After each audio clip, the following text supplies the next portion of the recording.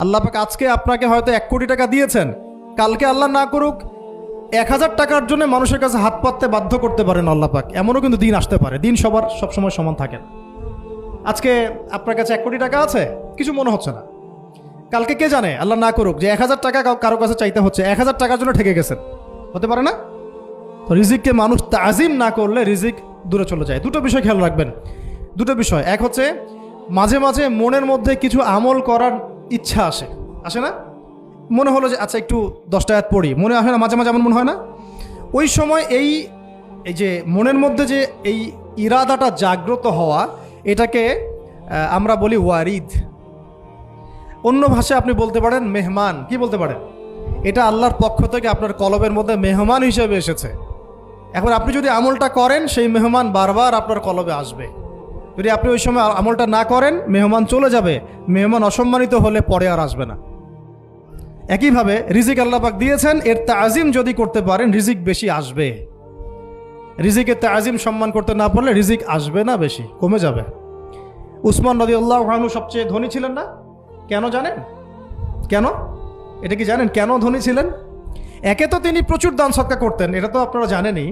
আরেকটা জিনিস অনেকে জানে না, তিনি উটের পিঠে বসেছিলেন, কিছু একটা খাচ্ছিলেন, এই 2-1টা দানা পড়ে গেছে নিচে। উটের পিঠ থেকে নেমেছেন, নেমে সেই দানা উঠিয়েছেন, পরিষ্কার করেছেন, ধুয়েছেন, আবার খেয়েছেন। তার এই 2-4টা দানার কোনো কিন্তু মানে পরোয়া না করলেও চলে, তার প্রচুর অর্থ সম্পদ আছে। এত অর্থ সম্পদ যে তাবুক যুদ্ধের দিন 30,000 সেনাবাহিনীর দায়িত্ব নিয়েছেন। 30,000 সেনাবাহিনীর দায়িত্ব নিয়েছেন। সেনাবাহিনী যাবে, থাকবে, খাবে, তাঁবু টাঙাবে, সব দায়িত্ব তার। 30,000 সেনাবাহিনীর দায়িত্ব নেওয়া কি চারটাখানি কথা?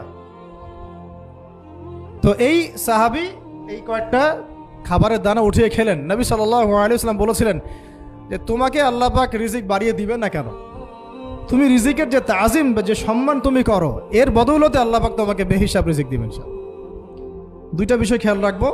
আমলের মেহমান হৃদয়ের মধ্যে আসলে তাকে ফিরায় না দেওয়া, তাহলে সেই মেহমান কিন্তু আর আসবে না। মেহমানকে মূল্যায়ন করলে মেহমান বারবার আসবেন ইনশাআল্লাহ। আর রিজিকের তাজিম না করলে রিজিক কিন্তু আপনার ঘরে বেশি বেশি আসবে না। এমনি তো হারামের যুগ, এমনি সুদের যুগ, এমনি ঘুষের যুগ। অলমোস্ট এভরি ফ্যামিলি সুদখোর এখন, অলমোস্ট এভরি ফ্যামিলি।